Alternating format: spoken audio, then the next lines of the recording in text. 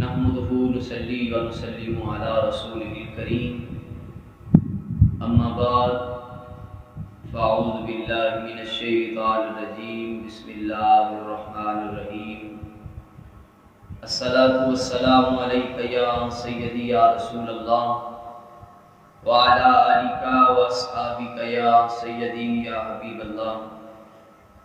تمامی احباب السلام علیکم ورحمۃ اللہ وبرکاتہ. آج اس ہستی کے بارے میں آپ احباب کے سامنے گزارشات رکھنے کا موقع مل رہا ہے. وہ کوئی عام ہستی نہیں جن کا نام نامی اسم گرامی خواجہ اویس کرنی ہے، جن کے متعلق اللہ کے محبوب صلی اللہ علیہ وآلہ وسلم نے ارشاد فرمایا کہ خیر التابعین، بہترین تابعی، صحابی تو نہیں بن سکے لیکن تابعین میں سے سب سے افضل تابعی ہیں، ان کو حضرت اویس کرنی کہا جاتا ہے.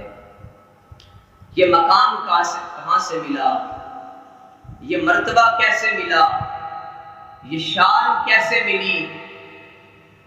شان، مقام، مرتبہ اس انداز سے ملا کہ سن رکھا تھا کہ اللہ کے محبوب نے فرمایا ہے.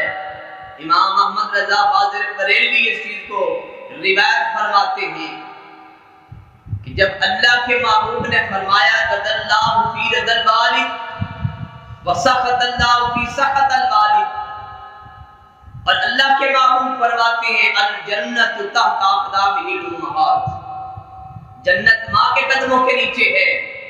ایک صحابی رسول میرے آقا کی بارگاہ میں آئے اور جہاد پر جانے کی اجازت طلب کر کی. میرے آقا فرماتی ہیں کیا تمہارے ماں باپ زندہ ہیں؟ عرض کی جی یا رسول اللہ زندہ ہیں. اللہ کے محبوب فرماتے ہیں جا اپنے ماں باپ کی خدمت کر، یہ بھی جہاد ہے.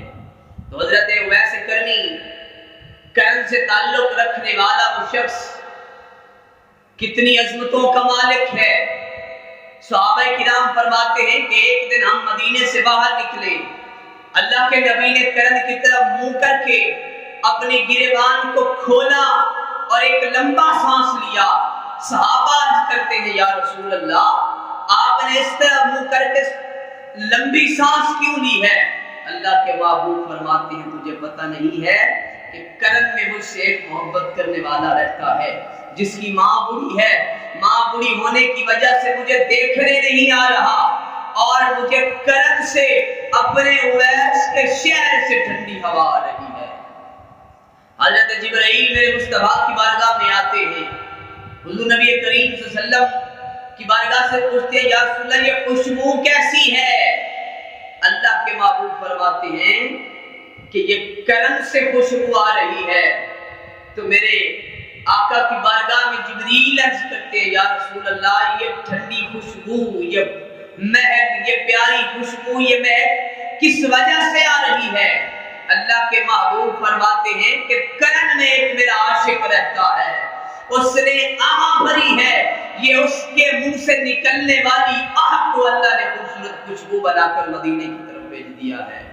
تو یہ مقام، یہ مرتبہ دیکھیں، یہ کمال دیکھیں کہ ساری زندگی اپنی ماں کی خدمت کی اور اللہ نے مقام کیا عطا فرمایا کہ اللہ کے محبوب فرماتے ہیں حضرت عمر پاک سے اور حضرت مولا علی سے فرمایا کہ جب تم میرے اویس سے ملو تو اسے کہنا کہ میرے امت کی بخشش کی دعا کر دے. تو آقا فرماتے ہیں اے ابو بکر، اے عمر، تیرے زمانے میں ایک شخص آئے گا جس کا نام اویس ہوگا، وہ کرن کے رہنے والا ہوگا، مراد قبیلے کا ہوگا. اس سے کہنا کہ امت کی بخشش کے لیے دعا کرے. تو سامعین محترم، مولا علی اور حضرت ابو بکر صدیق نے یہ بات دل میں رکھی. سرکار نے جبہ بھی عنایت فرمایا اور جب حضرت عمر پاک کے آخری حج کے ایام تھے، آخری سے کچھ پہلے، تو حضرت عمر نے سب کو اکٹھا کر دیا اور خطاب فرمایا کہ کرن کے شہر سے آنے والے کھڑے رہیں، باقی سارے بیٹھ جائیں۔ باقی بیٹھ گئے، کرن والے کھڑے رہے۔ پھر ارشاد فرمایا جو مراد قبیلے سے ہیں وہ کھڑے رہیں، باقی بیٹھ جائیں۔ باقی بیٹھ گئے، مراد قبیلے والے کھڑے رہے۔ اور پھر آپ نے فرمایا جو خاص کرنی ہے وہ کھڑے رہیں، باقی بیٹھ جائیں۔ ایک بزرگ بچے اور آپ نے فرمایا تمہارا نام کیا ہے؟ کیا تم اویس ہو؟ وہ عرض کرتا ہے جی نہیں، میں اویس نہیں ہوں۔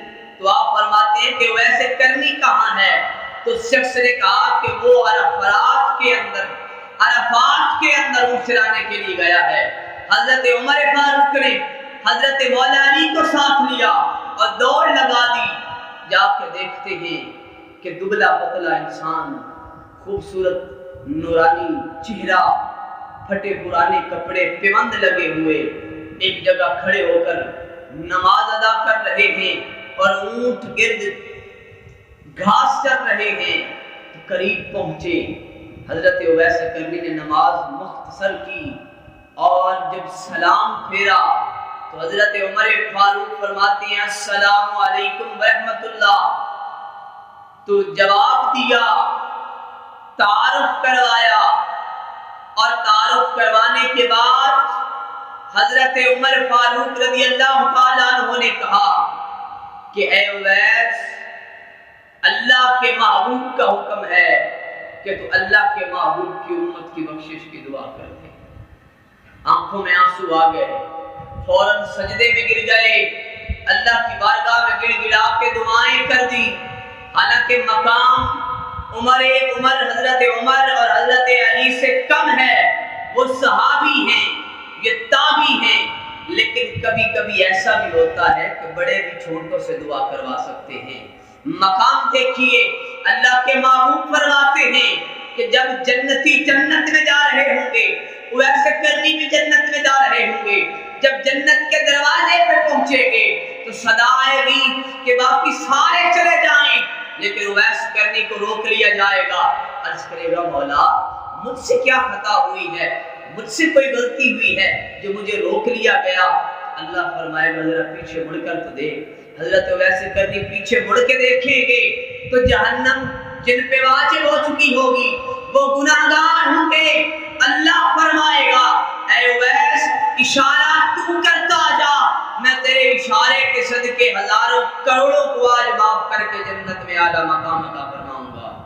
تو یہ مقام دیکھیے، یہ شان دیکھیے، اللہ کے محبوب فرماتے ہیں کہ کل بروز محشر اللہ تبارک و تعالی قبیلہ بنی سلم کی بکریوں کے بالوں کے برابر حضرت اویس کرنی کی ایک دعا کے صدقے گناہگاروں کو معاف فرما دیتا ہے۔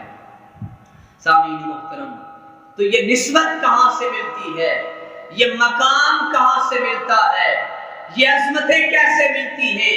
جب انسان اپنا سب کچھ مدینے والے پہ قربان کر دیتا ہے، اللہ شانیں بھی عطا فرماتا ہے، رفتیں بھی عطا فرماتا ہے۔ دعا خالق کائنات مالک کائنات ہمیں بھی حضرت اویس کرنی جیسا عشق اور محبت نصیب فرمائے۔ وآخر دعوانا الحمدللہ رب العالمین۔